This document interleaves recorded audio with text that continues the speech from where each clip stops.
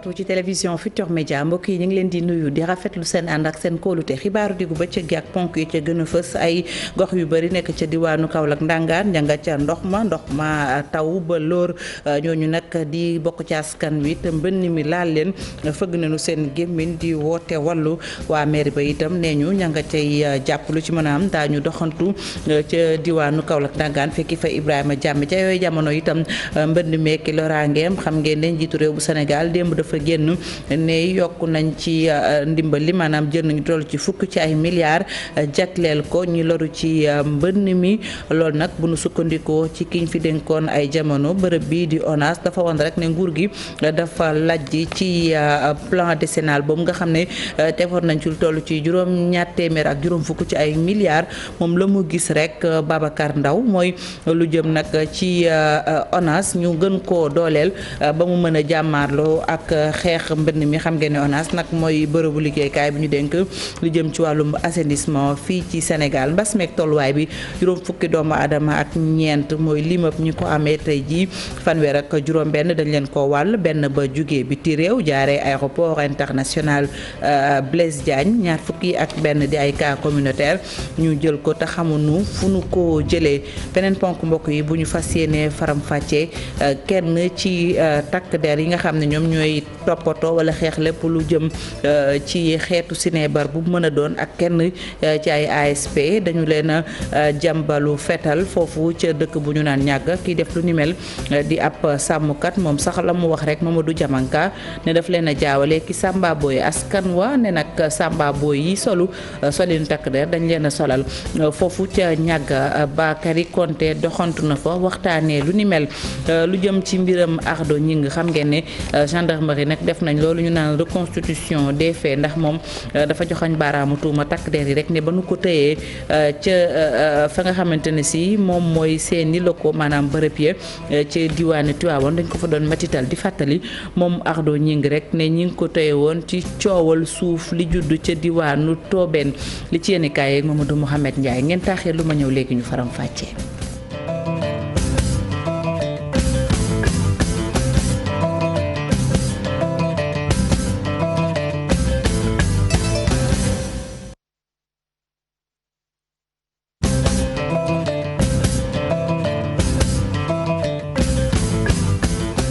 ci ànd bi ak kóolute bi ci télévision Futurs Médias xibaaru di ko bëccëg gi mbokk yi dañu koy doore ak nañu ko junjee ay gox yu bëri nekk ca diwaanu Kaolack Ndangaan janga ca ndox ma wàcc seeni kaw nangu seeni kër jafe-jafe yi juddu ñoom askan wi fëgg nañu seen gémmiñ di woote wàllu lu ci mën a am nee ñu mairie ba itam moom la ñu gisagum wala boog ma ngay jéem la mu mën Ibrahima Diame ak Fally Gueye ñoo toogal groupe Futurs Médias ca diwaanu Saloum.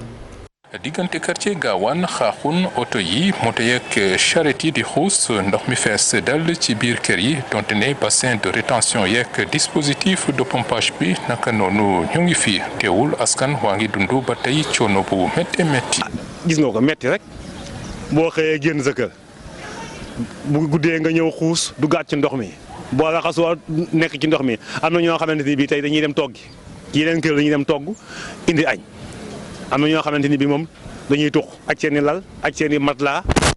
ak tóoj armoire yi am na ci kër yoo xam ne ñu fa dugal ma wan la ko da ngay gis armoire dañ koo kàllee tóoj ko ci kaw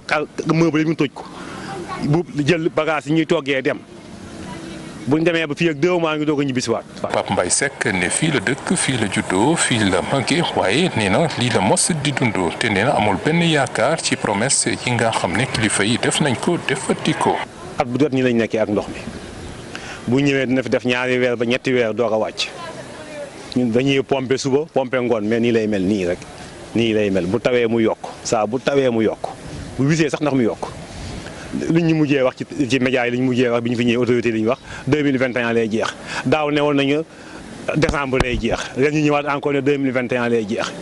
nii lañ nekkee rek. ci wetu inondation yi beneen jafe-jafe bi ci biir Kaolack moo di mbirum assainissement fi sa suruk ci gare routière bu Nioro salte baa ngi ne xus fees dal ci biir caniveau yi. li may njëkk wax na lii nii du ndoxu taw bi de fi la ko ndoxu taw fekk kooru daaw jéeg ba léegi ndox mi nii lay def ci kaw tali bi ñëw nañ fi nag waaye leen fi rek ni ko ni dañ koo xoos nii rek jàll dem seen yoon ndax melet mu njëkk sax moo nu gën a nii ñu ko defaraat ndax booba ndox mi du jaar nii ci kaw tali bi waaye ñoom bi ñëwee ba def leen fi doom ci la ndox mi jéggi nii ci kaw tali bi commencé yàq lii te comme ni ma wax li ngay gis nii yëpp nag fu fi nit mën a jóge rek du canal du daal ñun ñoo ko fi ñun ñi nga xam ñoo fi liggéey ñoo fi def ba nit ñi di fi mën a jaar. lan mooy nag responsabilité mairie bi ci ñaari wàllu yi lu jëm ci wàllu inondation yi d'abord ci yore wàllu jokko bi ci mairie bu Kaolack tontu na ci. lépp lu ñu gestion inondation dénkoon lépp lu ñu budget kon ci budget sapeur pompier yi lépp lu ñu laajoon descente courant ñun ñoo wàcce courant si poste Coofak pour 220 watts pour mën a taal pompe électrique fépp fu ñu santoon pompe courant wàññi nañ leen ko lépp lu ñu laaj ci dotation carburant jox nañ ko. ci mbirum insalubrité bi itam ki yore jokko bi ci mairie bi tontu na ci. saltane bu baax parce que dañ ngay curé dem ñu jël mbalit sottiwaat ko si te oto mbalit daf fay jaar. kii fi teewal ONAS bu defoon liggéeyam bu baax kon duñ toog ba ministre bi ñëw fii di xool na def liggéeyam ñun maire ñu def suñu liggéey pour lépp dox loolu mooy la réalité. kenn ku nekk lañ la dénk da nga ko war a doxal bu ñu defoon seen liggéey moo tax appelé président bi maa ngi réitère dama si d'accord nañ ko wax xaalis bi mu leen jox fu ñu ko def. inondation yi nag nu mu mel ren jile ci biir Kaolack taxoon jëriñ ji yore wàllu ndox mi ak assainissement di Serigne Mbaye Thiam defoon benn doxum nemmeeku xam le ne kon liggéey bi nga xamante ne sumb nañ ko ngir Kaolack mën a tàggoog mbënd mi ci atum 2021 lay jeex. Ibrahima Diame jërëjëf ca diwaanu Kaolack ndangaan boobu la ñuy des ak pharmaciens yi ñoom it dugal nañ seen loxo ci xeex bi ndaxte itam dajale nañu la ñu am jaarale ko ci seen kuréel jënd lu ci mel ni ay moto pompe jébbal ko nanu ko ñeen ko war a jébbal ku ci mel ni préfet bu Kaolack ña ngay sàkku itam ci seen yeneen naataango ya nekk ca yeneen bërëbu liggéeyukaay mu de ñu def li ni mel. pharmaciens yi dañ bokk ci benn ministère mais ministère boobu waxuñ ministère de la santé tout court dañu wax ministère de la santé et de l'action sociale deuxième boobu nag dañ koy fàtte mooy social bi donc ñun ci yooyu la ñuy dox moo tax bu Covid bi amee dañoo njëkk a ñëw en moins de 24 heures ñu dajale 1,5 million yóbbul ko gouverneur monsieur le ministre de l'intérieur bu ñu dégloo discours am ñu xam ne li mbir mi urgent na ñu gis situation bi nu mu nekk biir Kaolack ak ndox bi nu mu fi bëree grâce à notre cher doyen ñu gaaw ñu ne nañ mobiliser un montant dans les 48 heures pour jënd au moins 3 motopompes boo xam ne ñu ngi nii ñu ñëw jébal ko monsieur le préfet pour mu jëm ci askanu Sine Saloum donc loolu mooy suñu rôle ñun pharmacien mooy action sociale ak action santé. soo gisee ñuy xeex ay garab yi mbedd di xeex ay garab yi yu bon pour yëpp pour population bi la bañ ñu loru bañ askan bi loru donc su lii amee dañuy sonné alerte jóg bàyyi suñu officine ñëw pour dimbale askan bi di lancer un appel nag aux autres secteurs ñu ñëw jàpp si parce que population bi sonn nañ. mu ngoog ko mu mel ne mbënn mi bu ñu dellu see itam fii ci Ndakaaru wax tamit ñamu soxal ci Sénégal yëpp ndax njiitu réew bu Sénégal ñu ne jël nañu koppar yu toll ci fukk ci ay milliards fas yéene koo def ci xeex mbënn mi ñetti ci milliards di xaalis boo xam ne dañu koy jox directement ñi nga xam ne ñoom la mbënn mi sonal juróom-ñaari ñu def ko ci xeex bi loolu nag bu nu sukkandikoo ci ki fi nekkoon ay jamono njiital ONAS loolu dafay wane rek lajj gunu lajj ndax jéem nañu ba tàyyi tële la mu gis nag moom Babacar Ndaw mooy ku ci mel ni ONAS di bërëb boobu nga xam ne dañu ko dénk wàllum assainissement ñu gën a fexe ba yokk dooleem mu mën a amal ab xeexam moom Babacar Ndaw moo nekkoon ganuk info du matin ci télévision Futurs Médias Maimouna Ndiaye lañ ci àndal ak Jaafara Ba ci càmbar gi. ngir génne ñenn ci askan wi ci mbënd mi nguuru Sénégal fësal ni fukki milliards ci suñuy koppar daañu leen ko jagleel ngir jàppale leen bu baax ki fi doonoon njiital ONAS moom li mu gis rek mooy lii lajj muñu koo weesu. nga taxawal benn plan bu ñuy wax plan pour fukki at la en fait def ci lu mat juróom-ñaari téeméer ak juróom fukk en fait milliards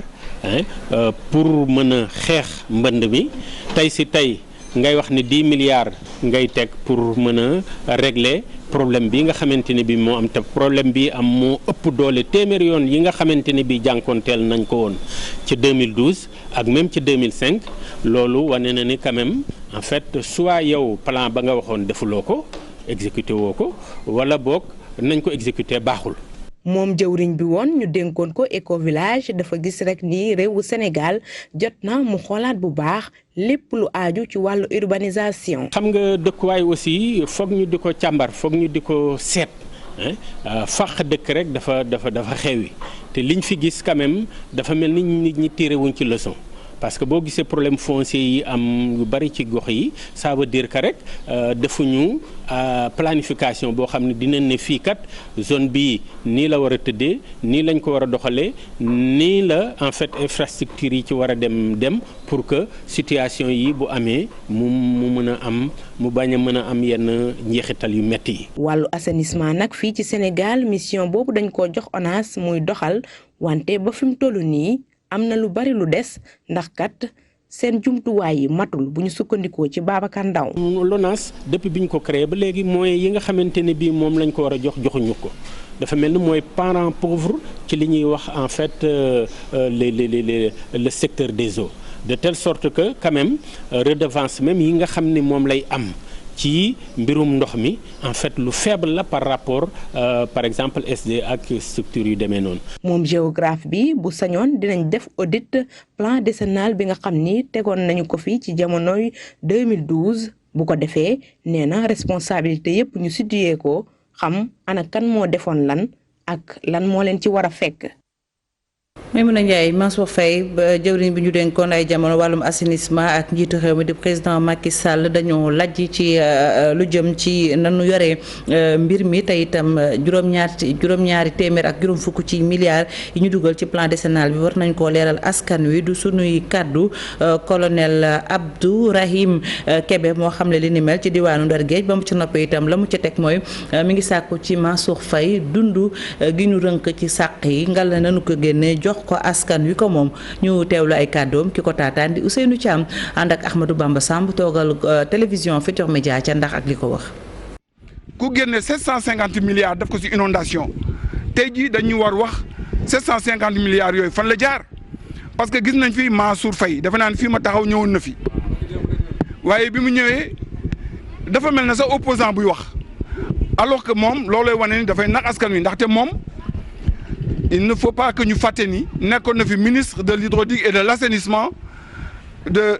2014 je crois ba 2019 moom moo amee woon responsabilité bi. war nañu wax donc nan la def si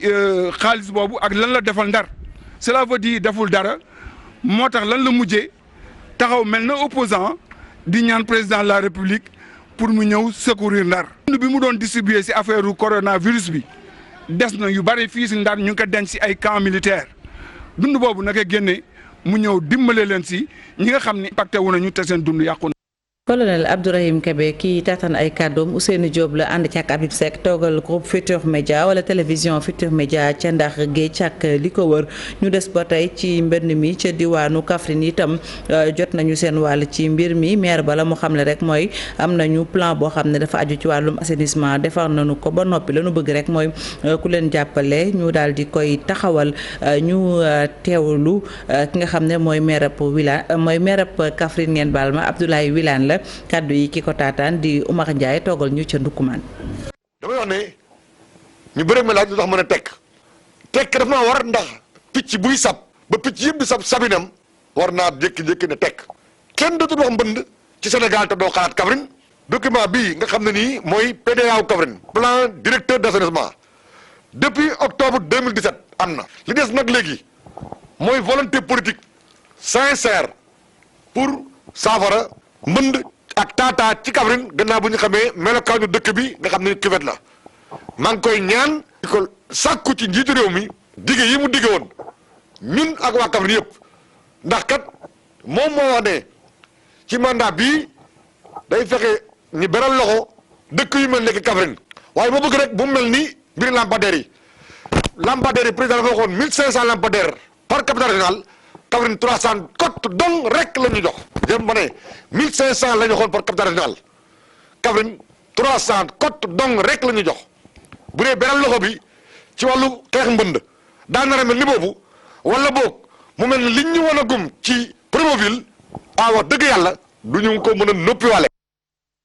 aywa bu nu jógee ci mbënn mi ñu wax itam ci mbas mi juróom fukk ak ñeenti doomu aadama ñooy limub bees bi yokk ci ñi ko amoon fanweer ak juróom benn yi dañ leen ko wàll maanaam cas contact kenn ka nag dafa jógee biti réew dugg ci réew mi jaaree ci sunu aéroport bii di aéroport international Blaise Diagne ñaar fukki ak benn ñoom xamuñu fu nu jëlee jàngoro ji dañuy teewlu docteur Ousmane Gueye mooy directeur SNEIPS mooy yoroon kàddu bés bi ci ministère de la santé. ci junni ak ñetti téeméer ak fukk ak juróom-ñaar test yu ñu jot a def juróom fukk ak juróom ñett ñoo ci positif maanaam fanweer ak juróom benn cas contact benn cas bi ñu jéegaane bitim réew mu jaar ci aéroport international Blaise Diagne ñaar fukk ak benn cas communautaire ñi jot leen a gis ci gox yi may lim Kaolack ñaar Almadi benn Bignona benn Dakar Plateau benn Diamniadio benn Mariste benn Mbour benn Ñaar Tali benn Nord Foire benn Mbao benn Wakam benn Ouest Foire benn Richard Toll benn Rufisque benn Saint-Louis benn Sangalkam benn Thiès benn Yëmbal benn Yoff benn Ziguinchor benn juróom-ñetti fukk ak juróom-ñett ci ñu ñu hospitalisé woon wér nañu bésu tey fanweer ak ñeent ñu ngi réanimation benn malade ñàkk na bakkanam bésu démb talaata juróom-ñetti fan ci weeru septembre 2020 ñu koy ñaanal yal na ko yàlla xare àjjana ñeneen ñi ci des hôpital ñoo ngi tane bu baax ci bésu tey dalee ko ci cas bu njëkk Sénégal wàññi na fukki junni ak ñeent ak téeméer ak ñaar cas positif ci ñooñu fukki junni ak téeméer ak juróom-ñaar fukk ak juróom-benn wér nañu ñaar téeméer ak juróom-ñeent fukk ak ñett ñàkk ci seen bakkan mu des ñetti junni ak juróom-benn téeméer ak fanweer ak ñaar ci hôpital yi. nekkoon docteur Ousmane Gueye di kilifa gënu dénk SNEIPS yoroon kàddu bés bi ci ministère de la santé ñu des ba tey ci xeex lu jëm ci wàllum mbas mi ak ministère bi ñu dénk njàng mu kawe mi ak itam lu jëm ci wàllum gëstu gi dafa jàpp rek ne xeex bi bu nu ko bëggee matal faaw itam ñu dugal ci gëstukat yi ba tax na jëwriñ ji nee na lu toll ci 200 millions yu tegal juróom ak itam taxawal ab observatoire scientifique technologique ñu ngi koy xaar moom Cheikh Omar Anne démb ñu ngi doon jox ay financement yu jege téeméer ci ay millions ci ay gëstukat yoo xam ne ñu ngi leen xayma ci fukk ak juróom-ñett ñu teewlu kàddu yi ca ndajame la ko yëkkati ci teewaayu Ousseynou Thiam ak Ahmadou Bamba Samb toogal groupe Futurs Médias ci diwaanu Tëngéej ak li ko wax. parce que recherche tamit gis ngeen bu ñun ñu taxawee recherche amee résultat xaalis bi day ñëw mën na am xaalis bi mën na yéex a bañ a ñëw mais bu résultat recherche ñëwee rek day indi xaalis te comme li suñu borom laboratoire yi suñu chercheurs yi li ñuy def tey ñu ngi liggéey bu xaraj am nañ ci yaakaar ne loolu dinañ ñëw moo tax ñun ñu jël ne dinañ génne ci suñu budget propre ministère de l'enseignement supérieur de la recherche 205 millions yooyu tey génne nañ ci ñaar téeméeri millions ak juróom tey génne nañ ci juróom-ñeent ak juróom-ñaar nga xam ne dañ koy jox ci projet yi nga xam ne tey ñun gis nañu ne ñi ko présenté ak ni ñu ko présenté na egg nañu ci étape bu nga xam ne dinañu mën a jàppale pour ñu commencer liggéey bi ci lu mu gën a baax bëggoon nañ def lu ko ëpp mais dinañ ko def 105 millions yi en tout cas dinañ pare na bu projet yeneen pare ñu def ci mais tamit wuti xaalis bi ci biti pare nañ ci loolu ñu ngi ànd ak ñoom ci loolu. aywa bu nu jógee nag ci lu jëm ci mbas mi ñu wax itam ci bac année 2020 fukki candidat ak juróom di fukki ndongo ak juróom ca centre Malick Guiri Gueye ñoom nag ci diwaanu Thiadiaye dañu leen a affiché woon maanaam fësal seen i tour ne dañoo am bac bi ba noppi itam daal leen di envoyé ay message wax leen ne dañoo juum lool nag naqari lool ndongo yi ak seen i wayjur lu ci mën a am ñi nga xam ne nag ñoom ñoo yore liggéey ba ne ak njuumte la rek ci noonu dañuy teewlu Seynabou Thiaw bokk ci wayjuru ndongo di nekk ci lycée mix bu Thiadiaye moom nag mi ngi jokkoo ak kii nu toogal ci diwaanu Mbour di Abdourahmane Diallo. dañoo proclamer les résultats élèves yi dem xooli seen tur yi fekk ñu affiché fa ay liste ci jury Malick Guiri Gueye léegi bi ñu affiché liste yi xale yi xool seen tur gis que ne seen tur yaa ngi foofu ci liste bi nga xamante ne moo nekkoon liste admissible yi mooy c'est-à-dire liste bi nga xamante ne élèves yi war a def deuxième tour fa lañ nekk léegi ba ñu ñibbee woo seen parents yi informé leen que ne dañoo admissible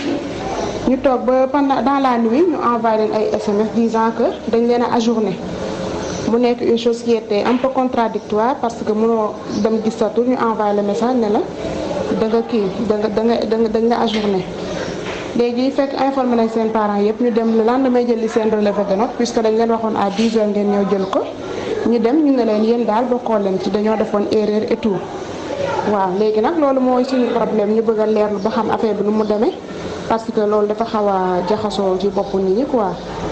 waaw léegi en tant que parent d'élève ñu bëggoon a lancer un appel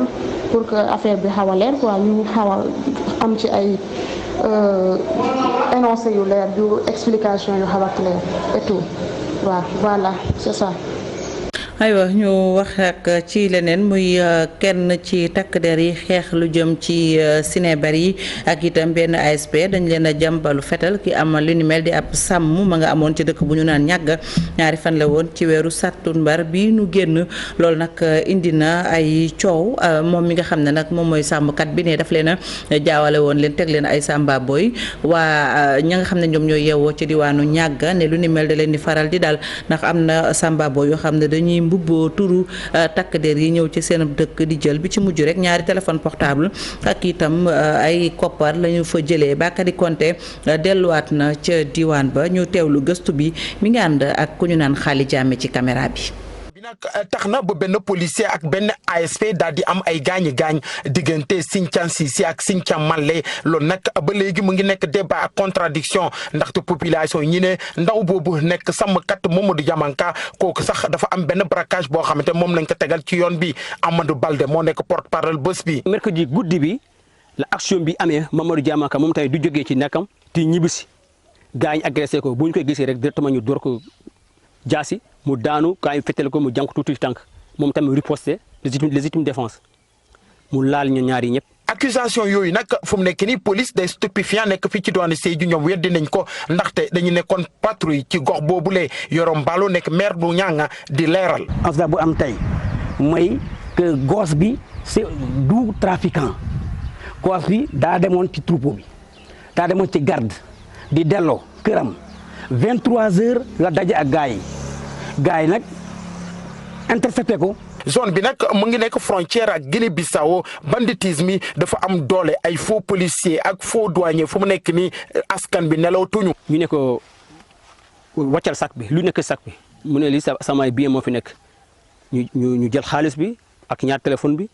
ñu jël ko ak carte d'identité plus sac bi yëpp ñu yóbbu ko ñu ne ko ñun nous sommes de la douane léegi bu suba bu bor setee nga fekk ñu fi bu douane. léegi bu ñu demee foofu douane bi douane ñee ko benn nit ci ñun benn élément manqué démb. maire bu ñaangaan di ne dañu bëgg procureur bi daal di réagir suñu mu gën a gaawee. li ma ñaan daal procureur de la république nga xam ne moo nekk maître des poursuites ñu ouvrir benn enquête bu am solo ci zone de Nianga parce que maa ngi koy fàttali daaw ci jour tabaski à pareille heure tamit la woon benn équipe bu armée bu doon attaqué benn éleveur ñu rey ko sur place. population yooyu nekk ci commune bu Nianga ci département bu Goudomp di ñaan justice bi daal di baal kooku di Mamadou Diamanka nekk sàmmkat ndaxte ñu ne buñ ko arrêté ba léegi coow li bëri na loolu ba pare ndaw bi dafa mel ni ñoom lu ñu gis te dañ ko tooñ parce que ñi ne ñoom ñoo ko tegal embuscade. Bakary Niaga nekk foofu ca diwaanu Balantakunda la ñu fay gis itam ci jafe-jafe mu aju ci jur gi bari na càcc ak jur dañu ko fay nemmeeku ne ñu daanaka ay bés bu ne ñu càcc ak jur gi jaarale leen fu mel ne Guinée Bissau loolu nag indi na ay loraange ba tax na sax ne ñu lekk-lekk sàmmkat yi bu ñu leen faatu defal nañ leen ay gaañu-gaañu yu mitti dañuy teewlu merab Niaga Yoro Mbaalo lay wuyoo mi ngi sàkku nag ci njiit yi ku ci mel ne ministre de l'intérieur mu àddu ci noppi itam fexe rek ba autoriser leen maanaam jox leen sañ-sañ ñu yor lu mel ne ngànnaay ñu teewlu ko. boo waxee ñaanga rek nga ne zone de vol la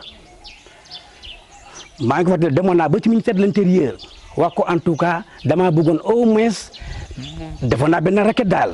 ñu au moins ñu autoriser les éleveurs ñu am autorisation port d'arme parce que lii mënuñu ko nangu depuis 3 ans 4 ans man mi daaw jëkk jëloon na sama nag yi fii. dem naa ba Guinée actuellement boo demee ba Guinée boo trouvé sa bëgg doo ñeme wax ci sama maa ko moom boo ko waxee ñu arrêté la wala au retour ñu xaar la ñu fetal la depuis 3 ans 4 ans vol bi daal dafa installé carrément ci zone de Nianga maa ngi wax le bureau des éleveurs nañu jóg def benn requête ñu dem rencontrer les autorités compétentes ñu leen en tout cas lii moo am vraiment ci commune de Nianga. ñoom dañoo am formalité dañoo am un bureau bien formé bien régulier nañu def benn requête bu am solo mu jëm rencontrer soit le procureur de la République soit le commandant de brigade ou bien les autorités compétentes en tout cas de toute la parce que lii doy na lii daal vraiment doy na sëkk metti na tamit nag.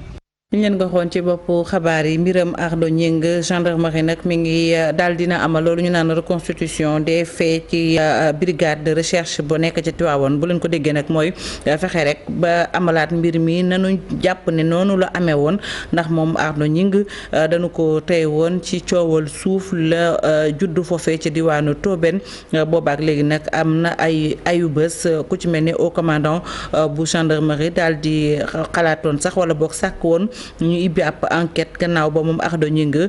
xamalee ni fanu ko téye woon dafa am ay takk der yoo xam ne dañu ko doon mettital ñu naan ko torture loolu nag tax na ba section de recherche moom déglu woon na ko Ardo Gningue waaye itam déglu woon yenn ci ay takk der mbir la moo xam ne rédaction bu télévision Futurs Médias dina leen ko toppal ci na mu gën a yaatoo yegsi nañ ci ponk bu mujj li ci yéenekaay yi ak Mamadou Mouhamed Ndiaye. jërë ngeen jëf ndajem daar di réunion d'urgence gi président Macky Sall woote woon démb ca palais ba ngir doon ci waxtaane nees di def ba taxawu askan wi nekk ci inondation l'observateur xëy na di ñu détaillé na ndaje ma demee woon ministre intérieur di Aly Ngouille Ndiaye ma nga ca woon ministre des finances di Abdoulaye Daouda Diallo ma nga fa woon Omar Gueye ak Mansour Faye ñoom ñaar ñëppit mësoon a doon ministre assainissement ci réewum Sénégal yéenekaay bi nee nañu président Macky Sall woowoon na leen ca ndaje ma ca ndaje moomee L'Obs tegal ñu ci ne fa la njiitu réew mi Macky Sall xamle fukki milliards yu état bi fas yéene génne ngir taxaw ci tàng bi ci problème yi inondation yi fukki milliards yooyu yéenekaay bi tegal ñu ci ne du lépp mooy dooni koppar ne am na ci junni ak juróomi téeméeri tonni ceeb yoo xam ne japonais yi ñoo ko mayoon Sénégal des ko cay boole enquête ce plan de Macky Sall la ko tudde mu di fukki milliards yu mu joxe ñetti milliards yi ci askan wi lay dem juróom-ñaari milliards yi ca des ñu jox ko service public yi gàlloo xeex waame gi ci réewum Sénégal ñu ci mel ne waa ONAS ak waa Pompia journal Sud Quotidien moom it xëy xibaar bi ci xëtamu njëkk ba tuddee ko plan d'urgence bu Macky Sall mu di fukki milliards yu Macky Sall wax ne état bi dana ko génnee ci nafam ngir taxawoo ko askan wi loru ci waame gi Le Quotidien bind ne Macky Sall soobu na ci ndox mi taxawal plan bu mu tuddee plan d'urgence ba jël fukki milliards dugal ca la Sénégal moom it noonee la ñu ko xëy xibaare Macky Sall génn na fukki milliards ngir jàppale ko askan wi seeni gët xonq ci waame gi waaye wut ci jumtuwaay ngir ngaccal leen ci ndox mi leen génne seeni kër Vox Populi gis ne fukki milliards la Macky Sall taw ci kaw l'oraphonie inondation yi Vox dolli ñu ci ne 750 milliards yi ñu doon wax ci plan décennal lutte contre inondation ko yóbbu saraxal ko ndax ndox mu yóbbaale na ko Macky Sall wax na démb ba sottal tudd ko fenn li am ci réew mi ci week-end bi ba ju askanu Sénégal ci fitna journal bi ne nañu Macky Sall ba mu cay wax ci ndoddal changement climatique la ko gàll le témoigne nañu inondation yi am ci réew mi njiit réew mi climat bi la ko jéñ Les Échos nañu Macky Sall dafa yeb nit ñi nu ñu mën a dundee lu mel nii ci réew mi ay inondation am fi yàq fi lu bari yàqal fi ñu bari muy waxi ndox mu taag ndox muy walangaan ñu ne déet na waay muy jaay ngott ak nayak wala kaana amu ci benn taxawaay bu dul naan def na fukki milliards ci plan Orsec bi te ñetti milliards yi dañu koy séddale sinistre yi Birahim Seck bu Forum Civil ne ñu ci xët mu njëkk yéenekaay yéenekaay bi li gën a ñaaw moo di lu tax lu mel ni fu mu amee ci réew mi rek ñi jiite réew mi jàpp ne xaalis akub ceeb a koy saafara mooy dalal askan wi dalal seenub dënn génne leen ci mer mi ñu nekke loolee jekkul jaadool laatir bi nañu discours bi mu def démb ci inondation yi moom Macky Sall du waxi dara fukki milliards yi mu annoncé fukki milliards yi alibi la ko Tribune jàppe suur soo mel ne ku naan ko ndax nga sañ ko wax Macky Sall wax na démb ba ne gër géex wax lépp fàttee wax ci li am solo ne yéeyul yàbbi benn yoon ci 750 milliards yi ñu ne woon dañu koy dugal ci plan décennal lutte contre les inondations nanguwul it benn yoon ne moo ko nguuram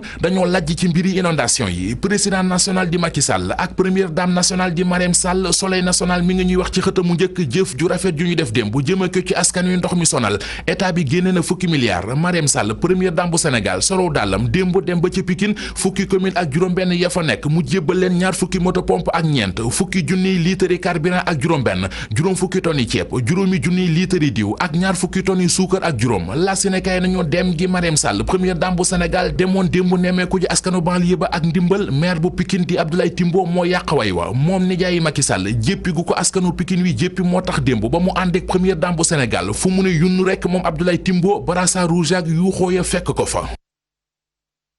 mu ngi noonu Mamadou Mouhamed Ndiaye ñu koy sant bu baax di ko gërëm sant leen yéen tamit.